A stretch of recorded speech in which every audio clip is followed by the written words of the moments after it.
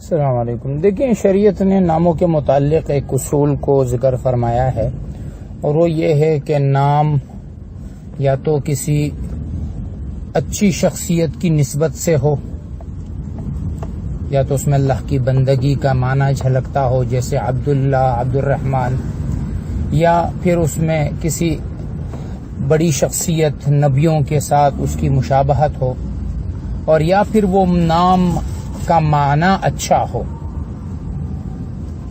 اب قرآن کی جن صورتوں کے نام اور معانی اچھے ہیں، ان ناموں پر نام رکھنے میں شرعاً کوئی حرج نہیں ہے، لیکن جس نام کا کوئی معنی نہ بنتا ہو تو اس نام پر نام رکھنے کا معنی سمجھ میں نہیں آتا۔ اب نبأ کا معنی ہے خبر کے، تو اب نبأ کا معنی کیا ہو گیا؟ میرے پاس ایک خاتون کا فون آیا کہ جی میرا بیٹا پیدا ہوا ہے اور میں چاہتی ہوں کہ اس کا نام نمل رکھوں۔ میں نے کہا نمل کا معنی تو ٹھیک نہیں ہے کہ نہیں جی، وہ تو قرآن میں نمل ہے اور قرآن کی صورت ہے، تو معنی یہ تو ٹھیک ہونا چاہیے۔